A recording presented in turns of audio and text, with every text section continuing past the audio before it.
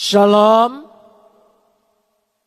Pagi ini kita akan bersama-sama membaca firman Tuhan yang terambil dari kitab Yesaya pasal 51 ayat 17 sampai pasal 52 ayat 2. Yesaya pasal 51 ayat 17 sampai pasal 52 ayat 2. Kita akan membacanya saling sahut bersautan. Saya akan awali ayat 17, jemaat 18, dan seterusnya saling ganti bergantian sampai tiba pada pasal 52 ayat 2. Terjagalah, terjagalah.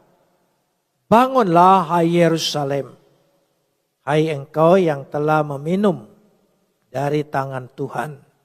Isi piala luapan murkanya. Engkau yang telah meminum, menghirup habis isi cawan yang memusingkan. Dari semua anak-anak yang dilahirkannya, tidak ada yang membimbing dia. Dan dari semua anak-anak yang dibesarkannya, tidak ada yang memegang tangannya. Kedua bencana ini telah menimpa engkau.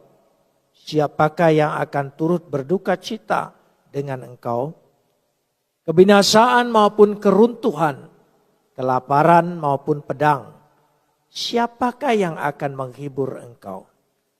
Anak-anakmu sudah terlentang kelesutan di semua ujung jalan seperti lembu hutan kena jaring.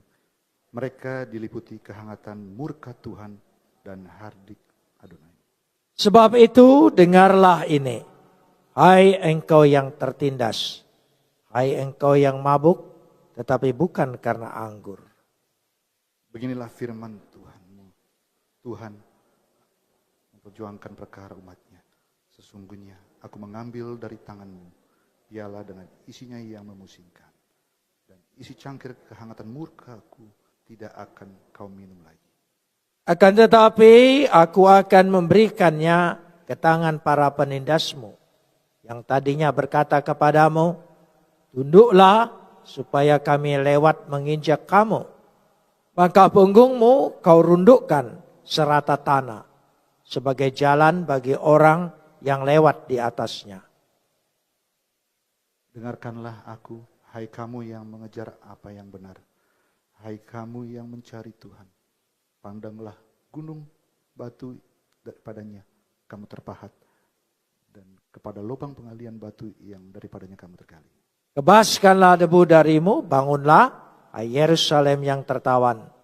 Tanggalkanlah ikatan-ikatan dari lehermu, hai putri Sion yang tertawan. Kita sambut firman Tuhan, kapot lecha Adonai Elohenu kapot lecha. Segala kemuliaan ya Adonai Tuhanku, kemuliaan bagimu. Sebagaimana ketika saya membahas Yesaya 51. Tidak salahnya saya ulangi kembali. Yang melatar belakangi kitab Yesaya 51 ini adalah ketika kota Yerusalem dihancurkan. Dan bait Tuhan diobrak-abrik, dinajiskan. Sehingga tidak ada wibawanya sama sekali. Sebagian besar penduduk dibawa dalam pengasingan, yaitu ke Babel. Ini masa yang paling suram dalam sejarah orang Israel. Dan bagian yang kita baca ini adalah bagian termasuk mesianik, yaitu nubuat tentang pembebasan. Kalau kita lihat di sini, berulang-ulang, kalau saudara mengingat dari khotbah malam tahun baru, setelah memberikan kesaksian bahwa Tuhan itu adalah penjaga dan dia tidak pernah tidur. Pada ayat yang ke-9, maka ayat yang ke-17 memakai kata uri-uri sama. Terjagalah, terjagalah. Bangunlah hai Yerusalem. Kota yang hancur, penduduknya sudah tidak berwibawa lagi, kehormatannya sudah habis. Tapi dikatakan bangunlah. Bahkan di akhir pasal 52 ayat 1 tadi, dengan kata yang sama, uri-uri. Terjagalah, terjagalah. Dan kenakanlah kekuatanmu, hai Sion. Putri Sion adalah umat Israel sebagai kesayangan Tuhan. Jadi itu bahasa mesranya Tuhan kepada umatnya. Mungkin bahasa kita kepada orang yang kita sayangi panggil yang, honey, baby, apa saja. Untuk menyatakan kemesraan dan rasa sayang Tuhan. Sementara kondisi penduduk Yerusalem dan termasuk yang ada dalam pengasingan di Babel betul-betul tenggelam dengan rasa keputusasaan. Sampai-sampai mereka tidak memiliki lagi kekuatan iman untuk percaya. Harapan mereka mati.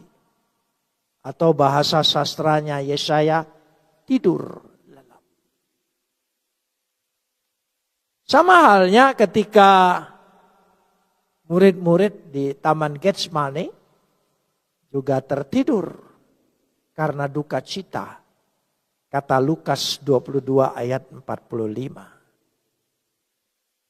Makanya sebagaimana dalam Mazmur dikatakan 126 ayat 1. Ketika Yerusalem itu dibangkitkan kembali, dibangun kembali. Dan umat Tuhan bebas dari pengasingan di Babel. Bagaikan mimpi yang tidak pernah mereka perkirakan.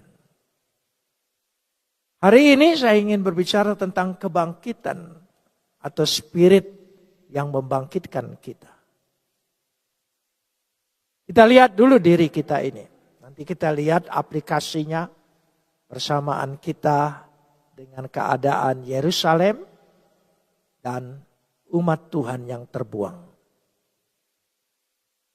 Dalam diri kita, dalam pemikiran Yunani, di dalam Alkitab pun, ada dua unsur yang penting. Yaitu satu tumos, bukan tumor. Tumos. Tumos itu keinginan, kemauan. Semua orang punya keinginan. Ingin berhasil, ingin sukses, ingin bahagia, ingin kaya. Semua punya keinginan yang baik. Dan itu tidak salah. Itu tidak materialistis. Itu umum. Jadi kita punya tumos.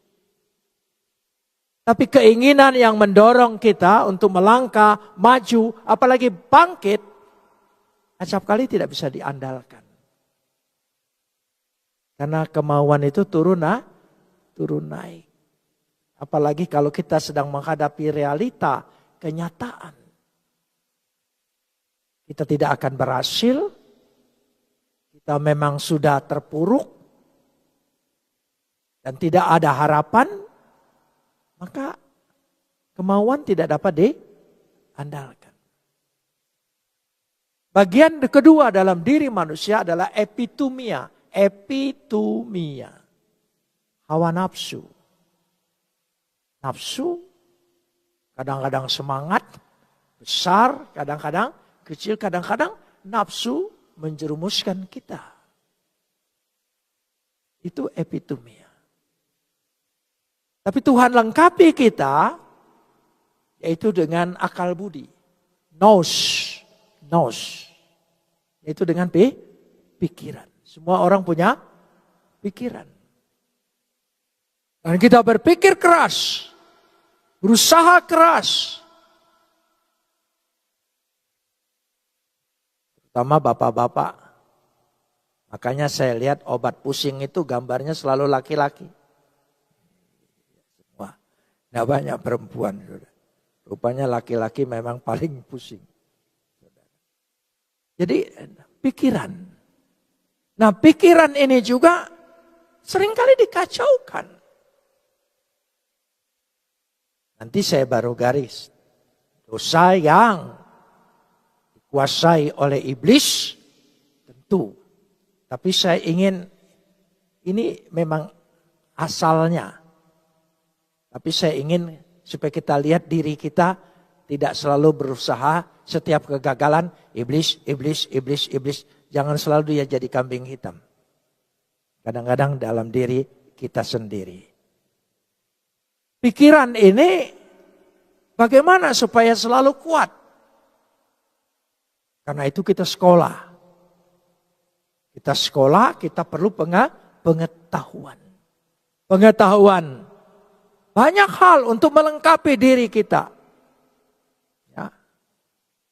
Dan selain pengetahuan, hidup ini perlu hikmat. Berpikir secara bijaksana. Maka disebut Sofia. Sofia. Jadi nous pikiran, ada Sofia, ada hikmat, dan ada pengetahuan. Dalam bahasa Ibrani disebut hokmah, hikmat, dan bina. Itu manusia. Kita bisa pakai, kita andalkan. Tapi seringkali kita tidak punya spirit untuk bangkit. Tidak punya.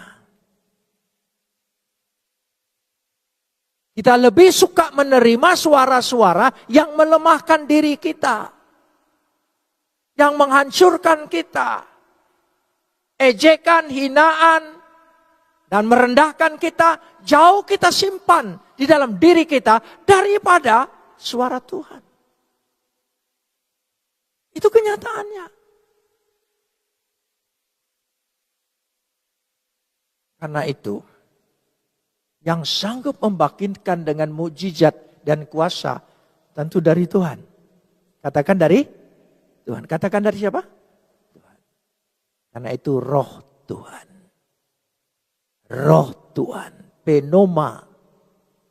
Roh Kudus. Kita bertobat menjadi orang percaya memang pekerjaan Roh Kudus. Tapi perlu juga saat-saatnya kita mengimani. Ketika berdoa, buka hatimu, tengadahkan kedua belah tanganmu, angkat kepalamu, biar roh Tuhan itu menguasai kita, masuk ke dalam diri kita. Dan dia akan memberikan kuasa kebangkitan yang luar biasa, yang tidak terkalahkan oleh apapun. Katakan apa? Amin. Kita sudah terima. Tapi manusia kadang-kadang yang ada dalam diri kita sendiri sering kita lupa. Kacamata saya angkat sedikit. Saya lupa di mana kacamata.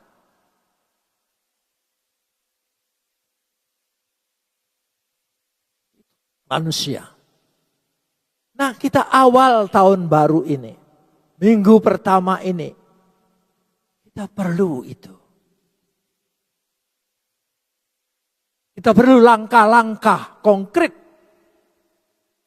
Angkat kedua belah tanganmu. Buka dadamu lebar. Biar roh itu masuk menguasai hatimu. Sehingga hatimu punya semangat dari sorga. Punya kekuatan Tuhan. Amin. Pikiranmu dikuasainya. Sehingga kita tidak kalah dengan yang kita hadapi. Hambatan, halangan, rintangan, ejekan, kelemahan-kelemahan yang ada dalam diri kita, kita tidak akan terkalahkan. Karena roh Tuhan tidak pernah kalah. Itu penting. Kita terima. Di Di akhir nanti kita mau berdoa seperti itu. Amin. Supaya kita sungguh-sungguh merasakan ada kuasa aliran Roh Kudus menguasai diri kita. Menguasai tumos kita, epitumia kita, nous kita. Memenuhi hikmah, hikmat, bina dan seluruhnya. Sehingga kita bisa bangkit. Saudara mau bangkit? Ayat ini paling tepat. Keterpurukan yang luar biasa di Yerusalem dan di Babel. Tidak ada harapan, tidak ada penolong.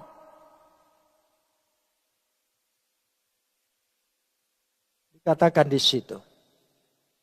Kita perhatikan ya, ayat yang ke-17 ini. Terjagalah, terjagalah. Bangunlah hai Yerusalem. Hai engkau yang telah meminum dari tangan Tuhan, isi piala murkanya. Engkau telah meminum, menghirup habis isi cawan yang memusingkan karena dosamu. Tuhan tidak pernah kompromi dengan dosa. Sekali dia ucapkan, jika engkau makan buah ini engkau pasti mati. Mati artinya hidup yang tidak punya pengharapan. Tidak punya jalan keluar. Kita lihat kondisi umat pada waktu itu. Mungkin kita bisa aplikasikan dengan kondisi kita. Mungkin kita sudah terpuruk dalam rumah tangga. Terpuruk dalam ekonomi. Terpuruk dalam pekerjaan. Seolah-olah tidak ada jalan keluar. Tapi ayat ini berpesan kuat sekali. Bahwa kita bisa bangkit. Mampu punya kebangkitan. Ayat yang ke-18. Apa yang terjadi? Coba. Apakah ketika penjajah Babel datang ke Yerusalem bilang, ayo keluarga, itu transmigrasi. Yang kuat, yang sehat, yang segala macam anaknya diambil semua. Yang lemah ditinggalkan. Mereka tercerai-berai. Keluarga mereka berantakan. Kalau keluarga berantakan, bagaimana bisa memiliki masa depan? Tiang kehidupan itu adalah keluarga. Itu penting. Puncak dari karir adalah keluarga. Tujuan akhir dari hidup adalah keluarga. Tolong ingat itu. Bukan pangkatmu, bukan kekayaanmu, bukan. Itu penting. Ayat 18, keluarga yang berantakan. Dari semua anak yang dilahirkan tidak ada yang membimbingnya. Dari semua anak yang dibesarkan, ya, yang tidak ada yang memegang tangannya. Itu ayat 18. Kehancuran, berantakan, rumah tangga, keluarga. Baiklah, di awal minggu ini, yang harus kita perhatikan adalah kehidupan siapa? Keluarga. Sekali lagi perhatikan apa kehidupan siapa? Keluarga. Keluarga itu istimewa. Yang paling istimewa dalam hidup kita adalah keluarga. Itu penting. Mulailah. Jangan lupa tujuan itu. Sejak semula. Setelah yang kedua, ekonomi hancur. Ayat 19. Ekonomi. Kita tidak hidup untuk uang, tapi hidup perlu uang. Kalau ekonomi sudah hancur berantakan. Ayat 19. Kedua bencana ini telah menimpa engkau. Siapakah yang akan berduka cita dengan engkau? Kebinasaan maupun keruntuhan, kelaparan maupun pedang. Siapakah yang akan berduka cita? ketika kita terpuruk, ketika kita miskin. Jangan harap saudara yang dekat pun punya perhatian. Maka lebih baik jangan mengeluh ketika kita terpuruk dan miskin. Jangan mengeluh. Apalagi mohon belas kasihan, minta kepada saudara. Dia akan kasih tapi ceramahnya 24 jam. Itu manusia. Itu manusia. Semua hancur. Lalu pertanyaan Tuhan ketika engkau menghadapi itu, masih ayat 19, coba simak dengan baik-baik. Siapakah yang akan menghibur engkau? Siapa yang akan menghibur engkau? Mungkin ada yang menghibur. Saya bantu dalam doa. Saya doain ya. Tapi Tuhan mengatakan bukan menghibur seperti itu. Siapa yang akan membelamu? Siapa yang akan menolongmu? Siapa yang akan mengangkat engkau? Siapa? Hanya aku, kata Tuhan. Selain itu tidak ada. Jangan berharap pada manusia. Katakan amin. Berharap dengan Tuhan. Jangan sekali-kali berharap dengan manusia. Berharaplah dengan Tuhan. Amin. Ini penting sekali. Ini renungan kita. Kita lanjutkan sekarang ini. Karena itu kita perlu kekuatan dari itu Tuhan. Belum lagi yang paling dahsyat ayat 20. Ayat 20. Ayat 20 berbicara tentang sengat dosa, kuasa dosa yang tidak bisa dilepaskan oleh siapapun. Oleh pertobatan yang bagaimanapun, kalau bukan ada pengampunan Tuhan, tidak mungkin pertobatannya berbuah. Anak-anakmu sudah rebah tak berdaya. Di setiap ujung jalan seperti lembu hutan kena jerat. Mereka diliputi kobaran murka Tuhan dan hardik Tuhanmu.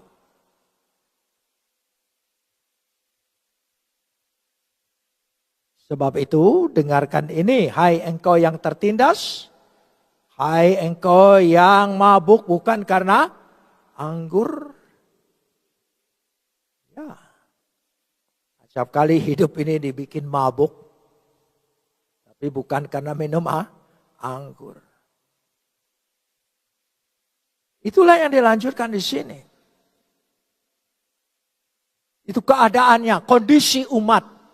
Dari ayat 18 sampai ayat 20 itu kondisi umat.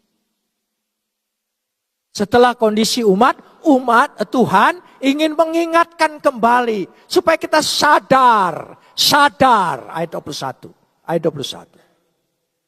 Sebab itu dengarlah ini. Hai engkau yang tertindas, hai engkau yang mabuk, tetapi bukan karena anggur. Dengar.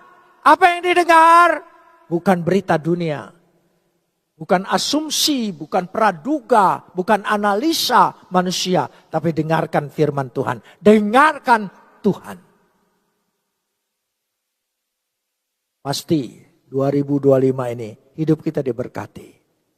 Kita pasti punya kekuatan untuk bangkit. Bukan hanya sekedar tumos kita, epitumiah kita, pikiran, nous kita, tapi roh Tuhan. Roh Tuhan.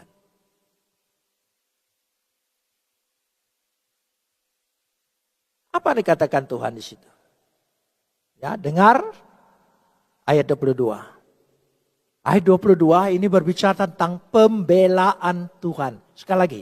Ayat 22 berbicara tentang pembelaan Tuhan. Janji Tuhan. Jangan berharap manusia yang membela kita. Tuhan. Amin. Tuhan pembelaku.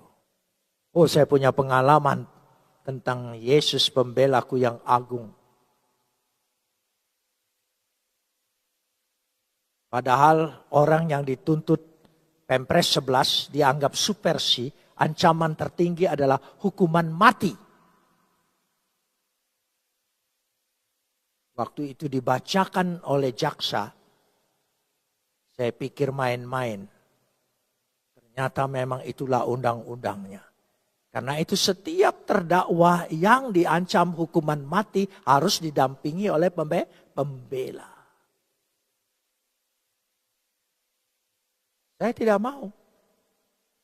Padahal PGI peduli dengan perkara saya.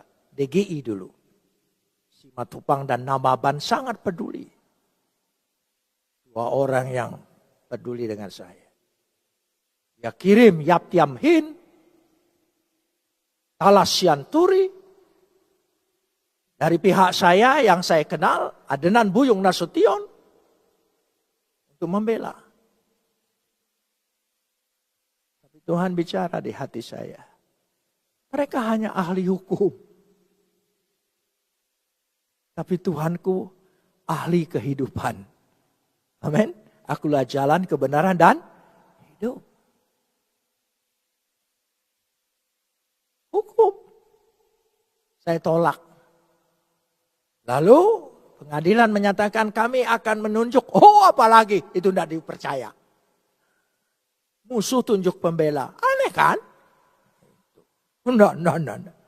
Lalu bagaimana? Saya punya pembela. Saya bilang. Tapi ya Tuhan. Terus dia bilang begini. Hakim menasihati saya. Begini saudara terdakwa. Ya. Kalau dulu tidak pernah manggil nama. Kalau sekarang agak sopan-sopan mereka.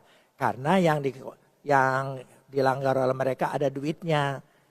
Jadi dia lihat duitnya gitu saudara ya. Saya 6 tahun loh. 6 tahun loh. Ya, itu 270 triliun hanya 7 tahun. Berarti saya harus 200. Begini saudara terdakwa, kamu harus didampingi pembela yang bisa dilihat oleh kita. Saya bilang, Pak, kursi tempat pembelaan itu kosong, Bapak lihat itu.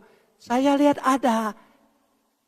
Yesus Tuhanku dan Juru Selamatku sebagai pembela ada di situ. Kalau Bapak ingin lihat, mari Bapak dibaptis dulu, percaya, nanti bisa lihat. Ini orang sudah. Makanya saya dikelompokkan namanya kakak, keras kepala. Gitu ya, itu secara politik dulu. Tapi Tuhan bela saya. Tuhan tolong. Setiap selesai sidang, hakim jaksa datang. Kami hanya melaksanakan tugas, jangan dendam apa-apa dengan saya ya. Jangan doain apa-apa ya Pak. Rupanya dia takut dengan doa saya. Loh iya.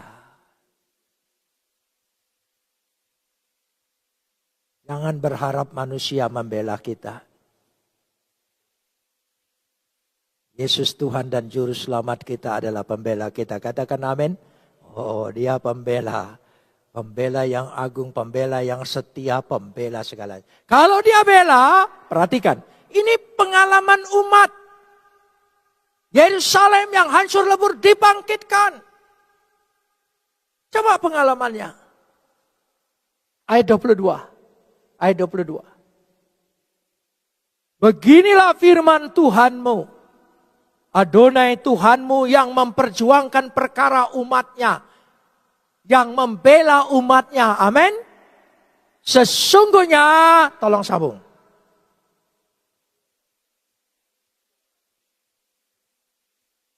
Dan isi cawan luapan murkaku tidak akan kau minum lagi. Bagaimana kalau yang begini? Ayat 17, wanita yang baca. Wanita yang baca, ayat 17, coba. Ayat 17, sebentar, bareng-bareng, sama-sama. Ya, jangan balapan. 1, 2, 3.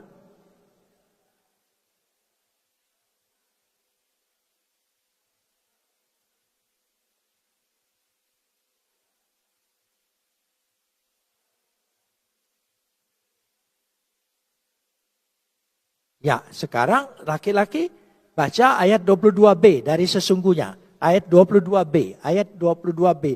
Mulai 1, 2, 3. Sesungguhnya ku mengambil dari tanganmu piala dengan isinya yang memusingkan, isi cawan luapan murkaku, tidak akan kau minum lagi. Perhatikan, ayat 17 tadinya mereka menanggung beban itu. Ayat 22b, Tuhan angkat itu semua. Siapa yang melakukan itu? Yesus. Siapa melakukan itu? Yesus. Dia sudah angkat semua utang dosa kita. Semuanya. Dia sudah angkat semua. Engkau tidak akan meminumnya lagi. Itulah pembelaan Tuhan. Pembelaan Tuhan itu tuntas. Dia bela kita. Amin. Ya. Mari kita berharap sungguh dengan. Kita mohon supaya ibadah ini, jamahan Roh Kudus masuk ke dalam hidupku. Memberikan aku kuasa kebangkitan. Bangkit kembali. Setelah Tuhan bela, situasinya berbalik.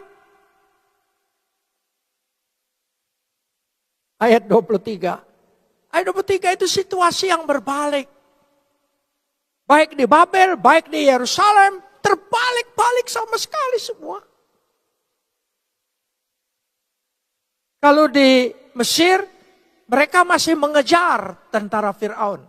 Kalau di Babel, rajanya diputar otaknya oleh Tuhan, hatinya dibalikkan oleh Tuhan. Lalu orang-orang yang pulang dari Babel, silakan. Pakailah kuda kami, pakailah onta kami, pakailah semua peralatan kami. Apa yang kau perlu, harta yang ada pada kerajaan ini, bawalah.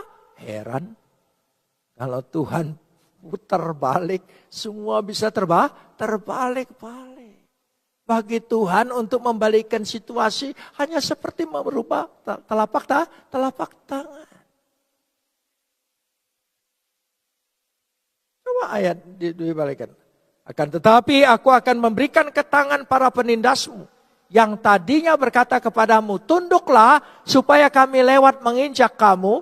Maka punggungmu kau rundukkan serata tanah sebagai jalan bagi orang yang lewat di atasnya. Tapi terbalik sama sekali. Tadinya mereka menjajah. Coba saudara. Beginilah firman Tuhan. Aku akan memperjuangkan perkaramu. Itu yang pertama tadi 22. Bagus sekali. Adonai we Elohai. Yarif amo. Yarif. Kata Yarif di sini dia akan mengambil Yarif. Dia akan ambil semua. Kesusahan kita, penderitaan kita, pergumulan kita, sakit penyakit kita, imani saat ini. Tuhan mengangkat dan mengambil itu semuanya. Menggantikan menjadi berkat bagi hidup kita. Amin. Ya. Mari kita imani itu. Dia sanggup mengambilnya semuanya. Apa saja hambatan, halangan, rintangan, dia akan ambil, angkat semua. Situasinya akan berbalik. Tuhan sanggup membalikkan situasi.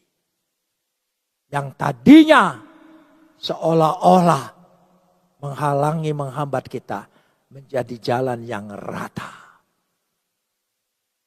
Jalan yang rata. Bagus sekali. Itulah yang dikatakan pada ayat 23. Dan akhirnya, makanya saya sambung. Inilah kesempatan yang tersedia. Saudara, ayat pasal 52 ayat 1-2 adalah kesempatan. Sekali lagi, ya, kita punya roh kebangkitan. Amin. Kenapa? Karena ada roh Tuhan. Pasti ada roh kebangkitan. Amin. Yang kedua, Tuhan kasih. Luar biasa. Kesempatan. Peluang. Kesempatan. Peluang. Coba ucapkan. Ayat 1 dan 2. Dari pasal 52. Baca itu. Baca kesempatan yang Tuhan kasih. Bahasa peluang yang Tuhan kasih. Baca itu. Ayat 1. Terjagalah. Kan sudah saya bahas dari malam tahun baru. Apa arti terjaga.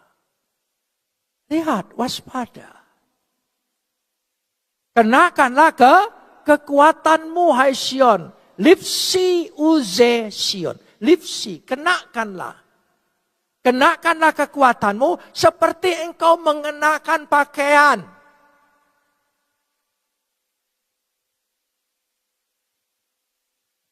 Yang datang ke sini semua pakaian ya. Engkau mengenakan pakaian kan. Merupakan sebagai satu kewajiban. Untuk pergi keluar, untuk ketemu orang. Saudara mengenakan pakaian. Kita itu punya pakaian kehormatan dari Tuhan. Pakaian kemuliaan dari Tuhan. Amin. Ketika Adam jatuh dalam dosa, mereka telah telanjang. Pakaian kemuliaannya hilang. Tapi karena Yesus, dia memberikan jubah yang baru. Pakaian yang baru. Kemuliaan dari Tuhan. Kekuatan dari Tuhan. Pakailah. Kenakanlah itu. Kenakanlah, pakailah. Kekuatan dari Tuhan. Hai Putri Sion. Panggilan sayang Tuhan. Kenakanlah pakaian, hai sayangku, itu Tuhan. Engkau berharga di mataku. Engkau yang terbaik bagiku, itu kata Tuhan. Amin.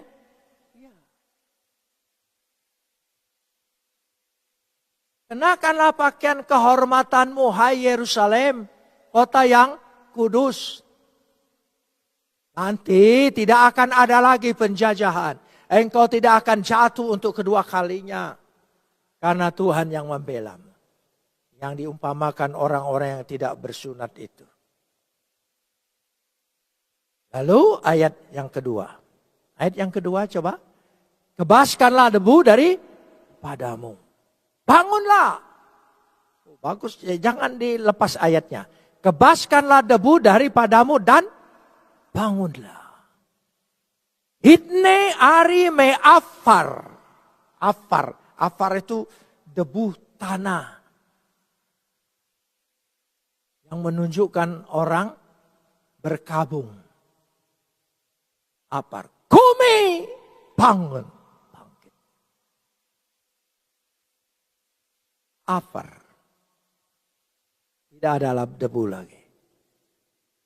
Tidak ada lagi perkabungan di dalam hidupmu. Tidak ada lagi masa-masa yang berkabung dalam masa depanmu. Katakan amin. Masukilah tahun ini. Bekalnya firman Tuhan ini. Jika engkau mulai merasa diganggu oleh setan, iman harapanmu dan percayamu, baca kembali ini. Janji-janji Tuhan. Bebaskanlah debu. Bumi, bangun, bangkit.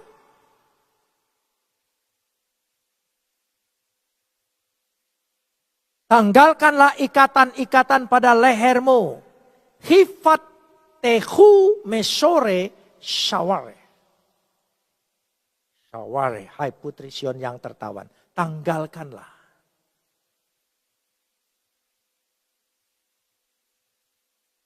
Penting ini. Kita ini sudah bebas belum? Saya tanya, kita sudah bebas belum? Tolong jawab, sudah bebas belum?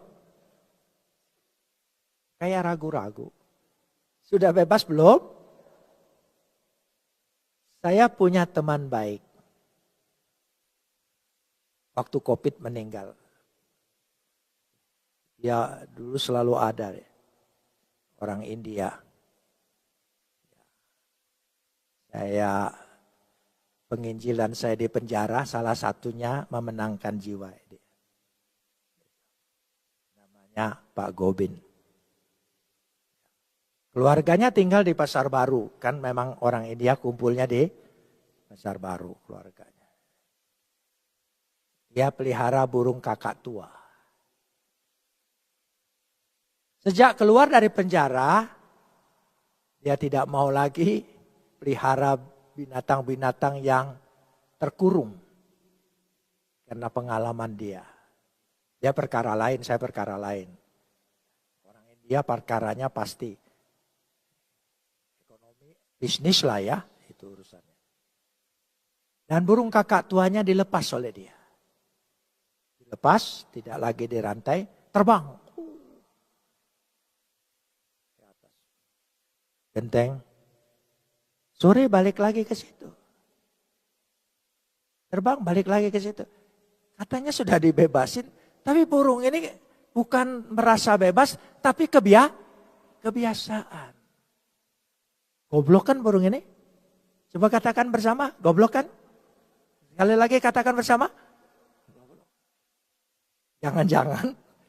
Jangan-jangan kita hampir sama seperti ya goblok juga dengan dia. Balik lagi, kita bebas, dimerdekakan oleh Tuhan. Tidak ada lagi dosa, kuasa sengat dosa mengikat kita. Tidak ada lagi kesialan, tidak ada lagi kutuk yang mengikat kita. Semua kita bebas. Amin. Mau nenekmu dukun, tidak akan ada kutuk dukun lagi di kita. Sudah dibebaskan. Jangan takut dengan kutuk. Kutuk tidak berguna. Ya, kutuk. Jadi kutuk itu tidak berguna. Karena itu kita jangan mengutuki. Ya, karena kita tidak lagi dikutuki. Kelala. Kutuk itu kelala. Kelala kutuk. Berkat barakah. Berkat barakah.